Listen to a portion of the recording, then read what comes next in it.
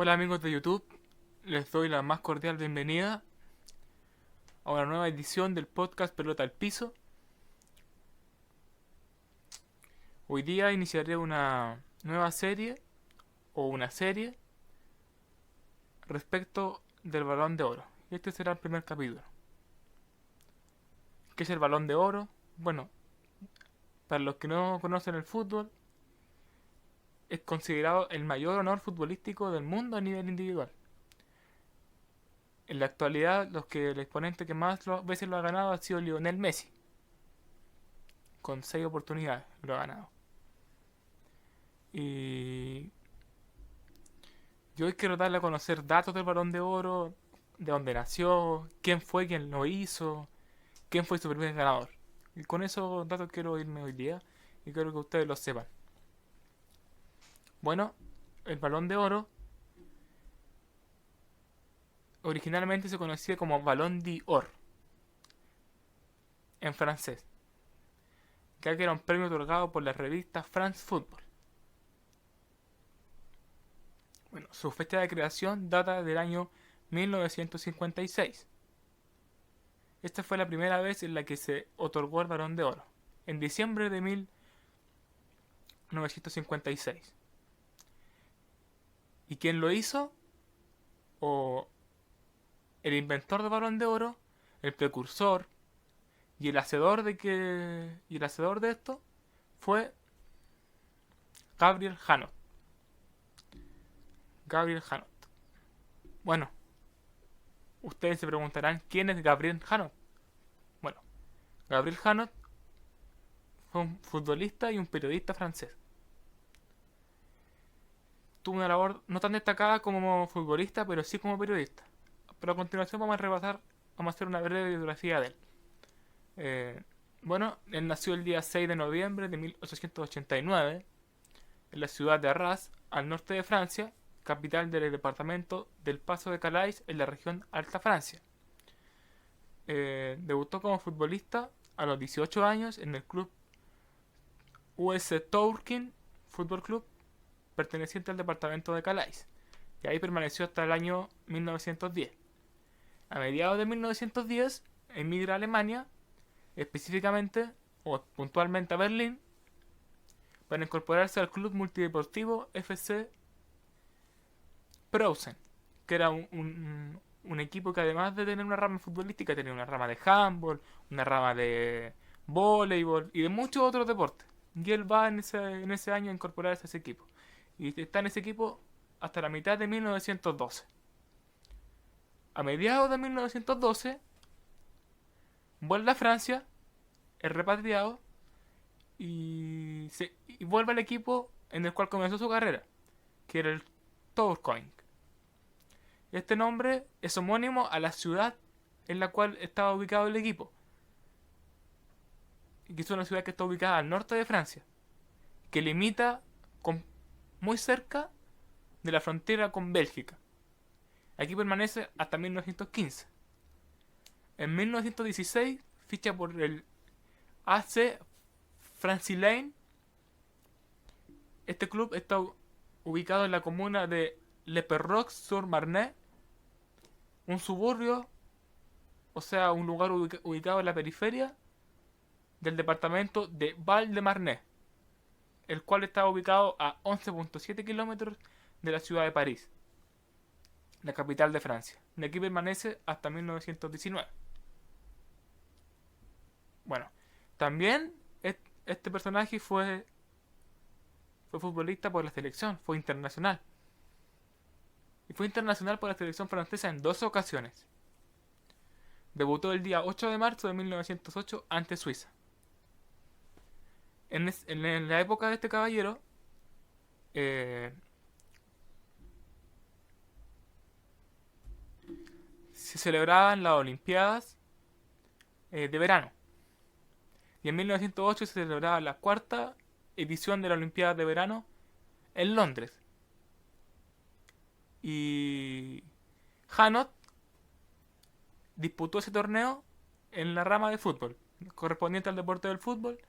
Él fue parte de la escuadra que disputó ese torneo. En esas Olimpiadas se llevaron a cabo 110 eventos correspondientes a 22 deportes distintos. Bueno, y su carrera como futbolista de la selección llega a su fin en 1919 ante Bélgica, retirándose de este modo de la selección siendo el capitán en el último partido, en el cual él juega por la selección. Finalmente, unos meses después, él tiene un accidente de aviación. No se sabe precisamente los alcances que tiene este accidente, pero fue suficiente como para que él dejara el fútbol y se dedicara al área del periodismo. Jamás dejó el fútbol como pasión, pero dejó el fútbol como actividad profesional, actividad a la cual dedicarse. Y se convirtió en periodista y en cronista. Muchas generaciones han crecido viendo la Copa de Europa o la UEFA Champions League. Y hay que destacar que también él fue el creador de la UEFA Champions League. En la temporada 1955-1956.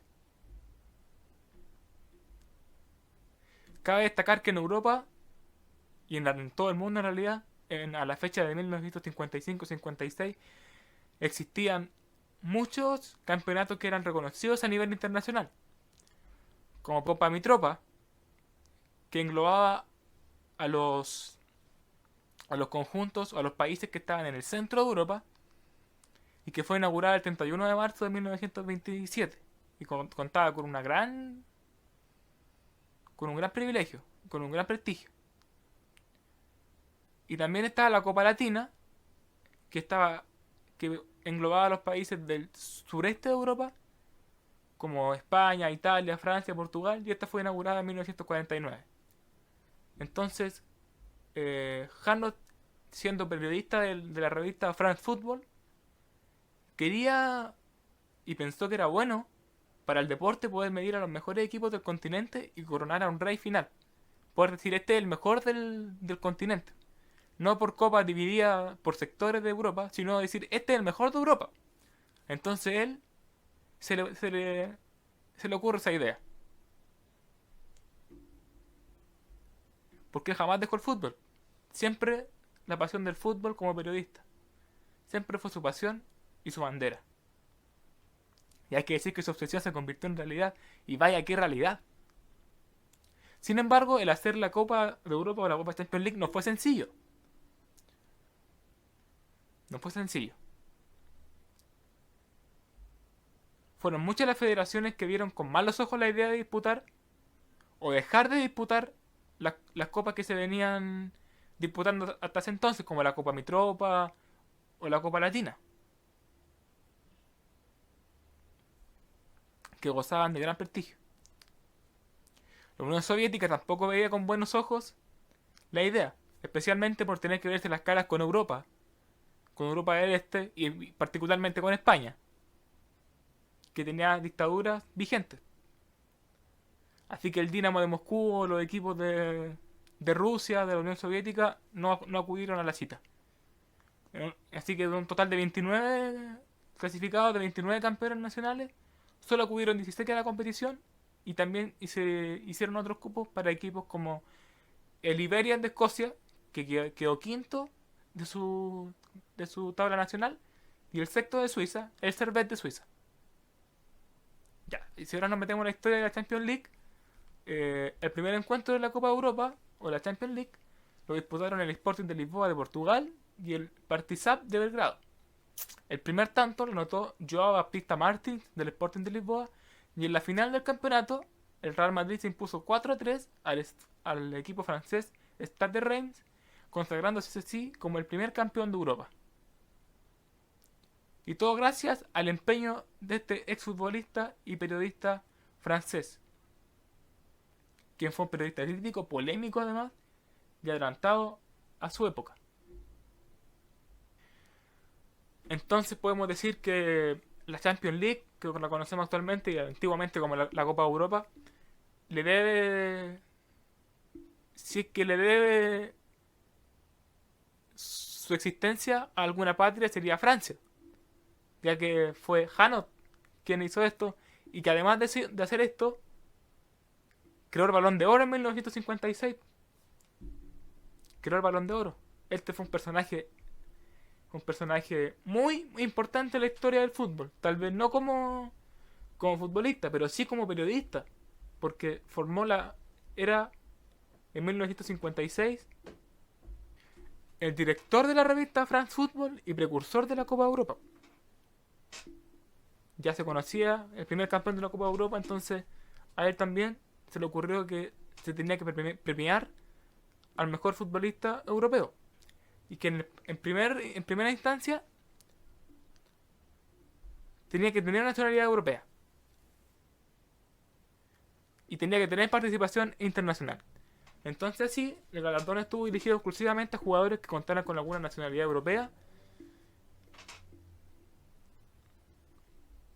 reconociendo así en 1956 al mejor jugador europeo que hubiese tenido alguna participación internacional. Y el Balón de Oro se elegía de la siguiente manera. Había un jurado que estaba compuesto por 16 periodistas especializados. Y cada uno representaba una parte específica de la UEFA. O sea, de las diferentes partes de Europa. Para garantizar así una opinión más plural y menos sesgada que periodistas de un solo país. Porque se consideraría tal vez como patriotismo que existieran futbolistas de Francia solamente. O periodistas de Francia solamente. Entonces, Hanot, para hacerlo más inclusivo y para hacerlo más legal y más plausible, más creíble, él dijo que hubieran periodistas de distintos países de Europa. Y cada uno representara a la UEFA.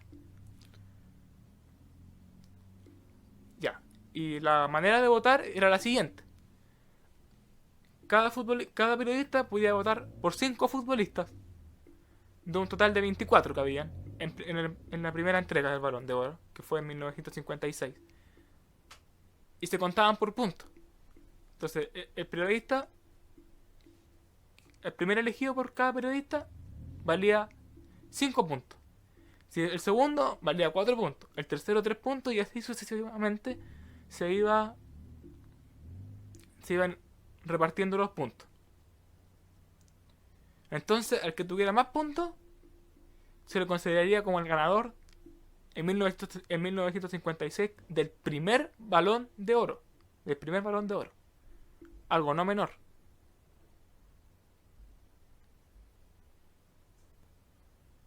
Bueno, y el día de hoy, ya que hablamos de Hanot, hay que hablar también del protagonista de este podcast, que es Stanley Matthews.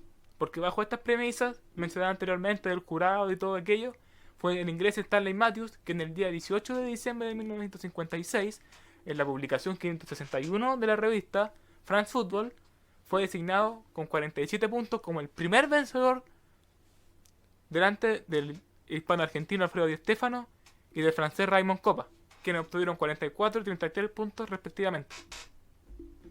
Siendo estos tres los más votados, de los 24 que recibieron algún voto, y siendo estos tres los protagonistas del Balón de Oro en la década de los 50. Bueno, pero eso ya es materia de otro podcast. Así que también quería destacar a Stanley Matthews. Quería hacer una breve biografía de él.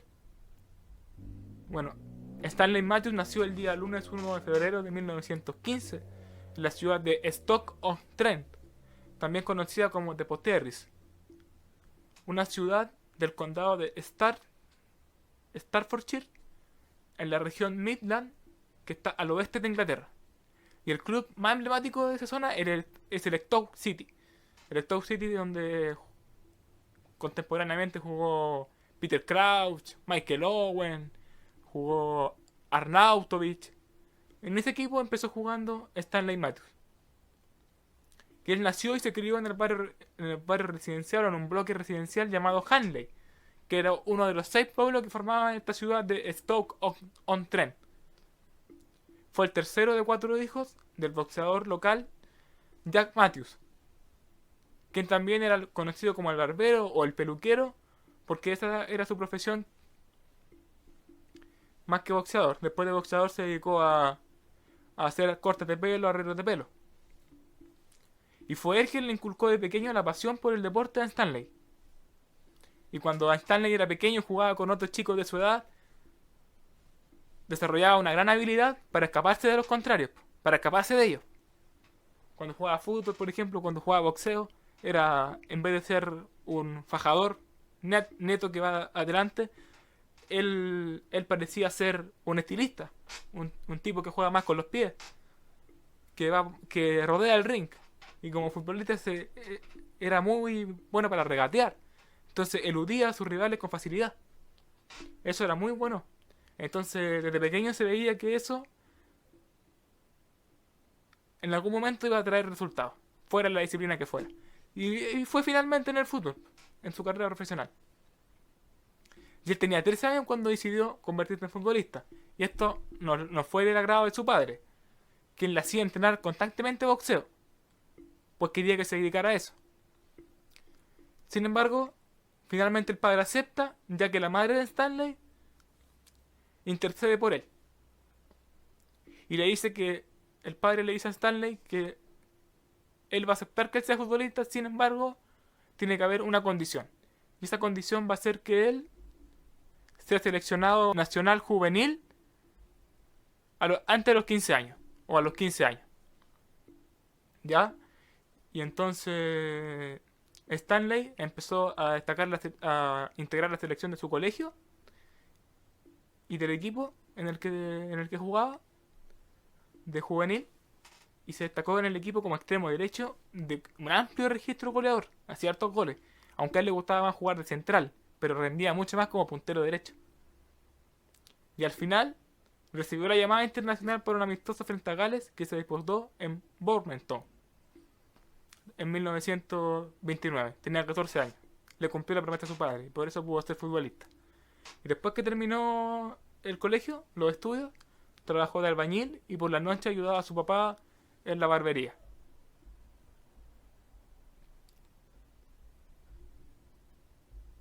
Bueno, él debutó profesionalmente en 1932 en el Stoke City, el equipo de su ciudad.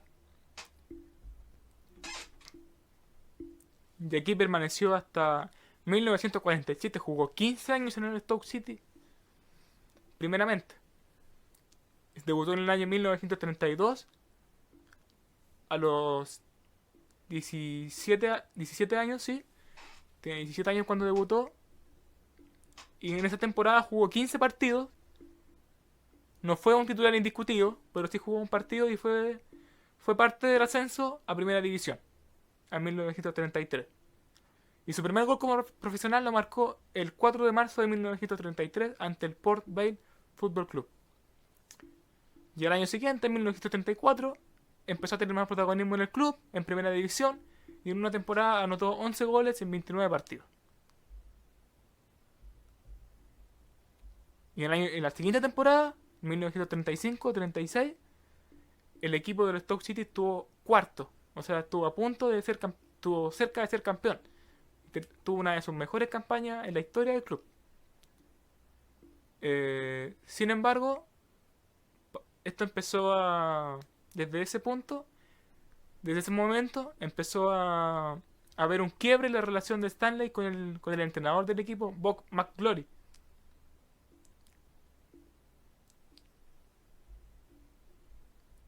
Posteriormente a eso, Stanley Matthew no pudo seguir jugando porque justo en el 1939 ocurre la Segunda Guerra Mundial. Entonces él tiene que entrar a la Royal Air Force y marcharse a una base militar y dejar de jugar el fútbol como profesional. Entonces se fue afuera de Blackpool, que Blackpool finalmente es un equipo que juega en la segunda categoría hoy de la Championship de Inglaterra, el Blackpool. Y llegó a ser hasta suboficial del ejército inglés en la guerra. Y mientras estuvo en la guerra, disputó 69 partidos en tiempos de guerra con el Stoke City. Y además otros 89 o 87 con el Blackpool como jugador invitado. Así como también apariciones esporádicas en el Glasgow Rangers o en el Arsenal. También jugó 29 partidos por la selección de Inglaterra. Sin embargo, esos partidos no son contabilizados como oficiales y no están en ninguna estadística. En 1946 se termina la guerra y empieza el acuerdo por la paz. Entonces regresó para disputar la FA Cup, que es el campeonato más antiguo del que se tiene fecha de fútbol. Se empezó a jugar el 11 de noviembre de 1871. Bueno, y en la campaña de la temporada 1946-1947, el equipo terminó cuarto y ahí sí que tuvo más opciones reales de tener el campeonato. Sin embargo, Stanley Matthews no tuvo toda la temporada. Tuvo una lesión al principio de la temporada, o a mediados de la temporada más bien, y después se recuperó y estuvo disponible para la final de la temporada, pero el entrenador no quiso ponerlo porque veía de que su rendimiento físico iba decayendo. Ya tenía 31 años y con su lesión de rodilla ya no era el mismo como antes. Ya no era el mismo que antes. Y eso fue tu relación con el entrenador, McGrory, lo que le cerró la puerta al Stoke City y le abrió una puerta al Blackpool, club con el que él había estado jugando en tiempos de guerra. Entonces el 10 de mayo de 1947 se confirma su traspaso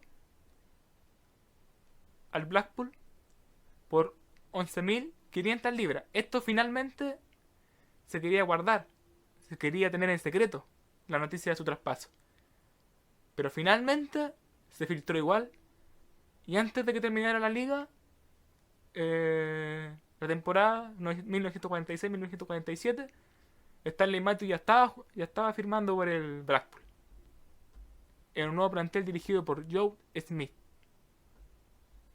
Y en la temporada siguiente, la 47-48, jugaron una buena temporada regular, llegaron al 9º lugar, pero disputaron la final de la FA Cup y la perdieron 4-2 contra el Manchester United. Y Stanley Matthews recibió el premio FWA al futbolista del año. Ese es un grupo de escritores o una asociación de escritores que otorgaba este premio una vez al año. Y Stanley Matthews fue uno de los que lo recibió en la temporada 47-48. Luego tuvo varias temporadas de altibajos. Y en la temporada 50-51 ahí tuvieron un repunte y terminaron la liga en segundo lugar. Y ganaron a la segunda final de la FA Cup. Y esta vez nuevamente la perdieron frente al Newcastle por 2-0. Y en noviembre de 1951 sufrió una lesión de rodilla por la que se perdió parte de la campaña de 1951-1952. Y las molestias musculares cada vez eran más frecuentes. Entonces Stanley quería seguir activo, por lo cual desarrolló un método de entrenamiento y siguió una dieta estricta en la que eliminó la carne roja. Entonces finalmente, pasada esa temporada, el 53, el Stoke City despide a McGrory y le hace una oferta de 12.000 libras para que volviese al club, a Stanley Matthews. Pero Joe Smith, el entrenador de Blackpool, le prometió que ganarían un título lo antes posible. Y lo dijo con las siguientes palabras: muchos dirán que estoy loco, Stanley, pero aunque tengas 37 años, creo que tu mejor nivel del fútbol está por venir. Y así fue. Finalmente, en 1953, Stanley Matthews ganó el campeonato más grande o más importante de toda su carrera, la FA Cup. Esta final, disputada en el estadio de Wembley, fue frente al Bolton y es conocida como la final de Matthews por la actuación destacada de este extremo derecho. En el primer tiempo iban perdiendo por 3-1. Ahí quedan aún 35, iban 10 minutos del segundo tiempo. Iban 3-1. Pero Matthews en el tiempo siguiente lideró al Blackpool hasta la remontada con continuos regates y centros por su banda, hasta que le sirvió una asistencia a Stan Mortensen, que se convirtió en el 2-3. Y finalmente, en el tiempo añadido, se internó por el área por el franco diestro y se la pasó a Bill Perry, quien fue el autor del 4-3 definitivo en tiempo de descuento. Y la anécdota de ese partido es que fue uno de los primeros eventos deportivos retransmitidos por televisión y le dotó de una gran popularidad. En la celebración levantó la medalla de campeón dedicándosela al cielo ya que a su padre, quien había fallecido 8 años antes.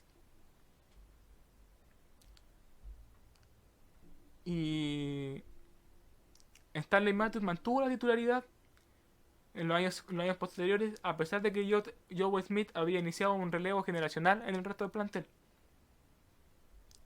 En el resto del plantel. Y ya era desde el 30, del 35 ya era un habitual en las convocatorias de Inglaterra. Y en el 55 se le apartó por un mal partido que hizo contra Gales.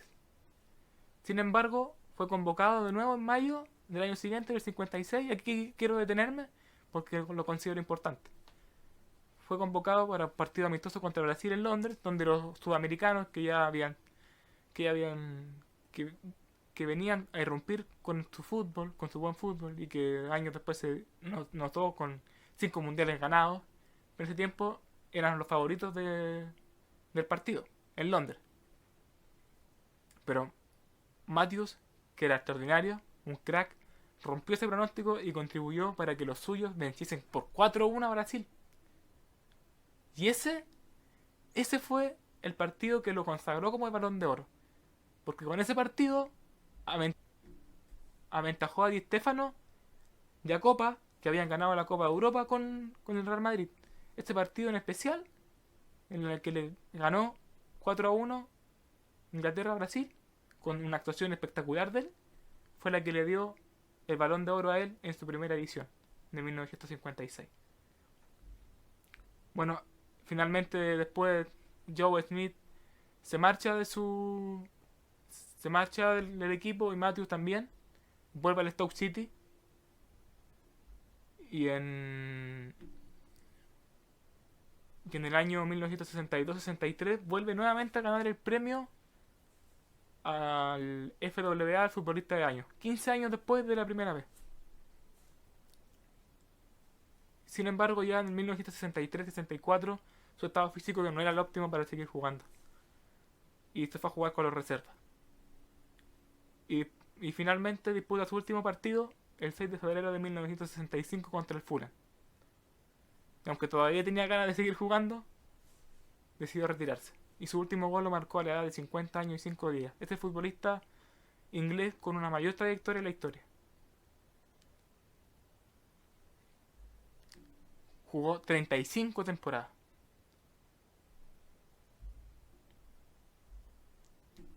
Que este récord lo tuvo hasta 2017. No solamente como el futbolista inglés que más tiempo jugó, sino a nivel mundial. Y fue superado en 2017 por el japonés Kazuyoshi Miura. Bueno, y por la selección, Stanley Matthews fue internacional en 54 veces oficiales y marcó 11 goles. Jugó el mundial del 50 y el mundial del 54. Su primer gol debutó el 19 de septiembre de 1974 frente a Gales, marcando el tercer gol también en el 4-0 final. En el 25 de noviembre del 53 disputó el llamado partido del siglo contra Hungría, del llamado equipo de oro, los húngaros, Puskás, estos futbolistas que eran espectaculares, y arrasaron a Inglaterra por 6-3. Y quedó constancia de que el fútbol inglés había quedado como anticuado.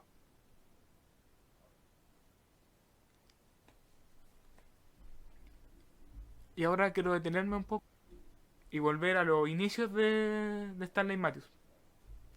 Cuando Stanley Matthews apareció, fue un boom. Porque él hacía cosas que nadie había hecho antes.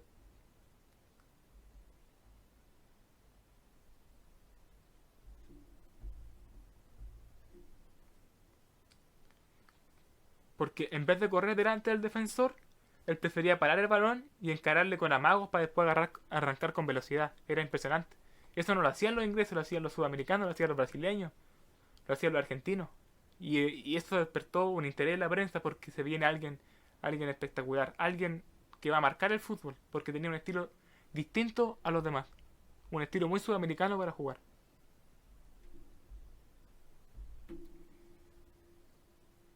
En síntesis, fue un extraordinario futbolista inglés. Fue un delantero habilidoso con un regate propio de los delanteros sudamericanos. Era capaz de sortear las más grandes defensas, las más cerradas defensas. Considerado un mago del balón por la banda derecha. Ahora volviendo a la ceremonia del Balón de Oro, cuando Stanley Matthews se inscribió en la historia como el primer futbolista que ganó el Balón de Oro, tenía 41 años. Y Hanot publicó lo siguiente en la revista de France Football con respecto al triunfo de Stanley Matthews. Dijo: imperturbable, impasible, con el rostro inmóvil, salvo cuando está marcado por el esfuerzo, Stanley Matthews no ríe, pero hace reír al estadio entero. Esa es su forma, un clon genial. El Charles Chaplin del fútbol. Ningún jugador es más disciplinado. Cuando es golpeado por un oponente se levanta, sea sancionado o no, sin protestar, sin gesticular, sin signos de irritación o descontento. Un capo Stanley Matthews. Cabe destacar que después que dejó el fútbol tuvo una carrera como entrenador que fue más o menos breve, que duró 4 años, dirigió al Port Vale de Inglaterra en los años 67-68 y al Iberians de Malta en el año 70-71. Y finalmente fallece el día 23 de febrero del 2000 en su ciudad natal, a los 85 años. Bueno, y hasta aquí ha llegado este podcast del Balón de Oro y de su primer ganador, Stanley Matthews. Espero que les haya gustado. Suscríbanse porque vienen muchos más videos como este. Un gran abrazo.